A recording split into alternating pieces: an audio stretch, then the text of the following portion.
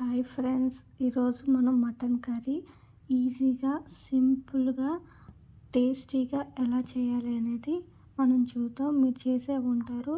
ఇది చాలా టేస్టీగా మనం చేయాలి అంటే ఒకసారి ఈ వీడియో ప్రాసెస్ అంతా చూడండి. మనం ఇక్కడ ఫ్రెష్గా చేసుకున్న మటన్లో నేను 500 గ్రామ్స్ తీసుకున్నాను.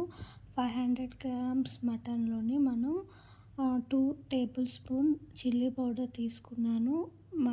ఫ్రెండ్స్, ఇక్కడ మీరు ఎవరైనా స్పైసీగా తినాలనుకునే వాళ్ళు 3 స్పూన్స్ వరకు తీసుకోవచ్చు. అలాగే అల్లం వెల్లుల్లి పేస్ట్ 2 టేబుల్ స్పూన్స్ తీసుకున్నాను. నెక్స్ట్ సాల్ట్ కూడా తీసుకున్నాను. మనం ఇక్కడ చాలా బాగా మిక్స్ చేయాలి. ఆ ముక్కలన్నిటికీ మసాలా బాగా పట్టాలి. సో మనం ఎంత బాగా కలుపుకుంటే అంత టేస్టీగా ఉంటుందండి. ముక్కలన్నిటికీ మసాలా బాగా పట్టిన తర్వాత మనం ఒక 5 మినిట్స్ వదిలేయాలి. ఇప్పుడు కుక్కర్లోనే కొంచెం ఆయిల్ పోసుకొని మనం కట్ చేసుకున్న ఉల్లిపాయ ముక్కల్ని బాగా వేసి ఫ్రై చేయాలండి. గోల్డెన్ ఫ్రై వచ్చేంత వరకు బాగా మనం ఫ్రై చేయాలి.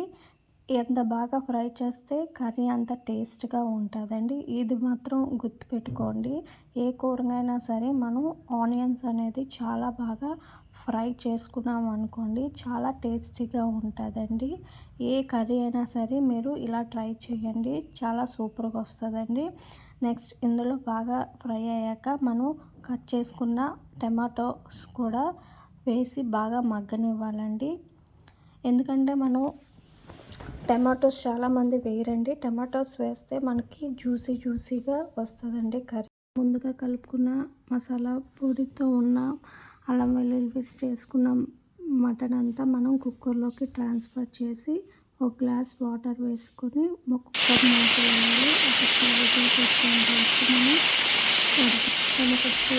వరకు తీసుకున్నామండి. ఆవిరేజ్ తర్వాత మనం ఓపెన్ చేసి మళ్ళీ పొయ్యి మీద కాసేపు ఉడికించాలండి. కర్రీ అంతా కొంచెం వాటర్ ఉంటుంది కాబట్టి.